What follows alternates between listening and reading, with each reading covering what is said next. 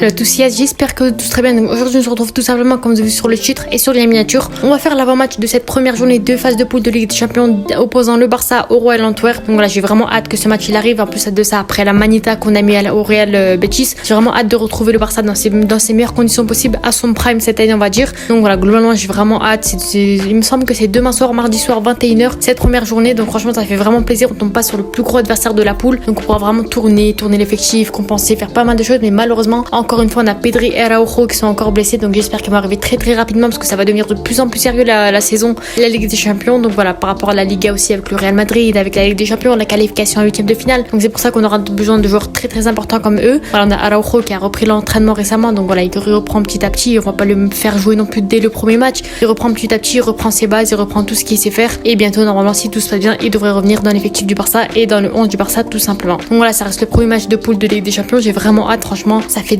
un moment, quelques mois, on n'a pas joué avec des champions, on s'est fait éliminer, on a joué l'Europa League, on se faisait critiquer par tout le monde sur Twitter. Donc là, cette année, je vais vraiment montrer à Twitter, je vais vraiment montrer à Internet, au réseau, aux autres supporters du foot que le Barça est capable cette année, est capable de faire de très belles choses. Et c'est pour ça que pour moi, franchement, le Barça pourra vraiment offrir de très belles choses cette saison. Actuellement, le Royal Antwerp, ils sont 5e du championnat belge, donc c'est assez décevant quand même.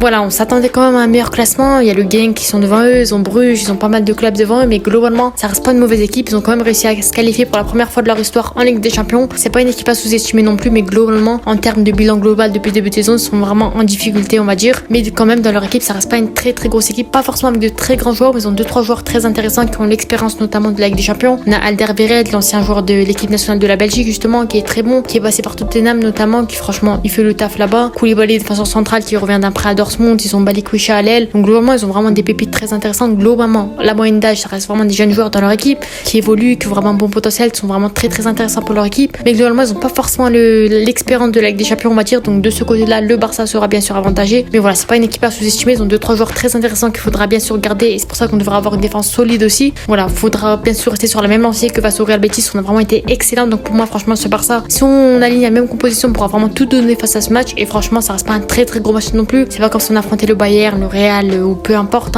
Mais voilà, c'est pas une équipe à sous-estimer non plus. Ça reste une très grosse équipe. Mais franchement, si on fait la composition que je vais vous citer, je pense vraiment qu'on peut tout gagner dans ce match. Donc voilà, je vous donne maintenant ma composition probable, que j'ai décidé de faire un 4-3-3 quasiment la même que face au Real Betis parce qu'elle a été vraiment très bonne. Bien sûr avec 3 milieux de terrain, 3 attaquants, c'est comme ça qu'on voit que le Barça est vraiment très bon cette saison. Donc la Ter Stegen dans les cages, bien sûr rien à dire là-dessus, faut même miser la cage, faut pas faire n'importe quoi non plus en Ligue des Champions. Donc Ter Stegen dans les cages. Cancelo sur ce côté droit qui est vraiment tout simplement excellent, c'est vraiment un poulet sur ce côté droit, très bon, bien meilleur que Sergio Roberto, que je sais pas qui. Franchement Cancelo, il nous a montré de magnifiques choses, que c'est quelques minutes face à Osasuna ou son match contre le Real Betis. Koundé, Christensen, défenseurs centraux, bien sûr faut les garder, ça reste des joueurs très intéressants qui ont l'expérience notamment. Pour moi, ça sert à rien pour tourner dès le début, mettre Inigo, Marcos Alonso dès le début, parce qu'on sait que franchement ça reste un match de Ligue des Champions, on peut s'attendre à tout et n'importe quoi. L'équipe de Royal Antwerp peut retourner le Barça en 2 secondes. C'est pour ça que pour moi il faut aligner une vraie défense et Alejandro Balde sur le côté gauche, histoire que les 4 commencent à s'apprendre quand même. Voilà, on sait que Koundé, Christensen et Balde ils se connaissent déjà, mais avec Cancelo voilà c'est tout nouveau, ils doivent apprendre à se connaître, ils vont jouer la Ligue des Champions, il faut qu'ils soient un peu cohérents, qu'ils aient quelques trucs. Donc globalement franchement rien à dire là-dessus. Milieu de terrain, je mettrais De Jong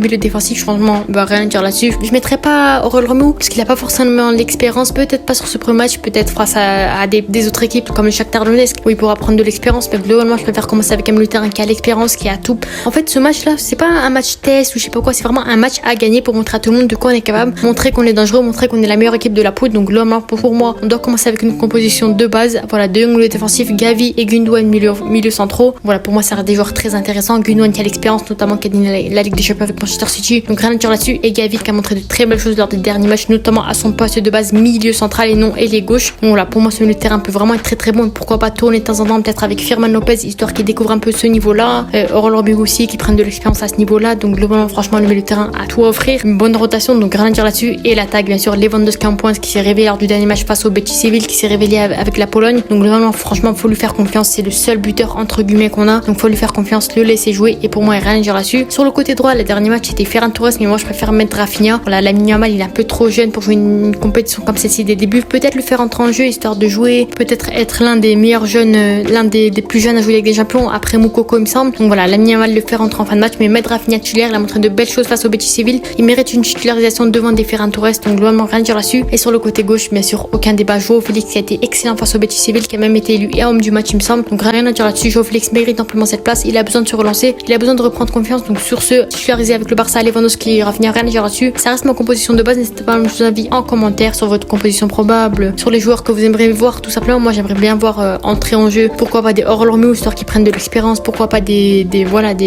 Ferran Torres, on va dire, des Lamine Yamal, surtout Orlormio et Lamine Yamal qui connaissent pas forcément ce championnat, qui connaissent pas forcément cette compétition qui est vraiment très très haute. Donc pour moi, histoire qu'ils découvrent et pourquoi pas les faire entrer à la suite de la compétition à des moments plus importants tout simplement. Donc voilà, si je dois faire mon pronostic du match, il me semble, je sais plus vraiment si on joue à domicile ou pas, il me semble qu'on joue à l'extérieur, je sais plus vraiment, mais je pense que le Barça gagnera ce match largement 3-0. Voilà, j'ai pas exagéré comme le 5-0 face au Betis Séville, mais je pense que le Barça a tout à gagner si on fait une composition comme celle-ci. Je pense qu'on peut gagner au minimum 3-0, pourquoi pas plus aussi, et j'espère pas moins en tout cas. Donc voilà, l'objectif sera de encaisser aucun but avec une défense solide comme celle-ci. On n'a pas le droit d'encaisser de but et bien sûr marquer un maximum de buts, que ce soit Lewandowski, Joao Félix, Gundogan, Rafinha, peu importe, mais faut marquer des buts, faut gagner ce match, faut déjà être premier de cette poule. Après cette première journée, le Barça doit montrer de quoi ils sont capables, montrer qu'ils méritent d'être premier de cette poule devant des Porto, devant des Shakhtar Donetsk. Donc voilà, rien à dire là-dessus. N'hésitez pas à me donner vos avis en commentaire, donner vos pronostics, à vous abonner et à liker CTS. Ciao.